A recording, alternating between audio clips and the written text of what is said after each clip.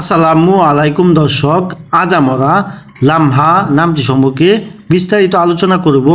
এই নামটি কি ইসলামিক নাম? এর অর্থ কি? এটি কোন ভাষার শব্দ এবং এটি রাখা যাবে কি না সেই সব সম্পর্কে বিস্তারিত আলোচনা করব। আপনারা দেখছেন ইসলামিক ইউটিউব 24। আমাদের মাঝে অনেকেই খাঁটি মুসলমান হওয়া সত্ত্বেও নাম রাখার ব্যাপারে বেশ উদাসীন। এটা আদৌ কাম্য নয়। ইসলামে সুন্দর নাম রাখার ব্যাপারে বেশ তাগিদ দেওয়া হয়েছে। হাদিসে এসেছে, নিশ্চয়ই কিয়ামতের দিন তোমাদেরকে ডাকা হবে তোমাদের নাম ও তোমাদের পিতার নাম ধরে, তাই তোমাদের নামগুলো সুন্দর করে রাখো। তাই আমাদের উচিত সুন্দর অর্থবহ ইসলামিক নাম রাখা। যদি প্রশ্ন করেন লামহা নামটি কি ইসলামিক নাম?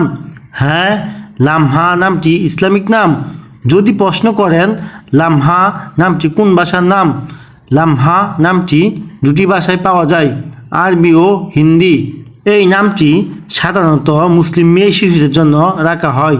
আপনাদের নামে অর্থ জানতে কিংবা ভিডিও পেতে কমেন্টে নামটি লিখে সাবস্ক্রাইব করে রাখুন। ইনশাল্লাহ আমরা জানিয়ে দেওয়ার চেষ্টা করব।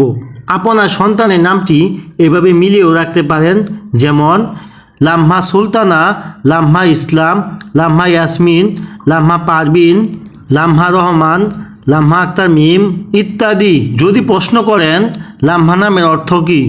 লামহা নামের হিন্দি অর্থ হল মুহূর্ত বা ক্ষণ। লামহা নামের ইসলামিক ও আরবি অর্থ হল দুইটি আরবি হরফ, এছাড়া আর কোনো অর্থ পাওয়া যায়নি। বিশেষ কথা, আপনার সন্তানের নাম চূড়ান্ত করার আগে আপনার স্থানীয় মসজিদের ইমামের সাথে পরামর্শ করতে ভুলবেন না।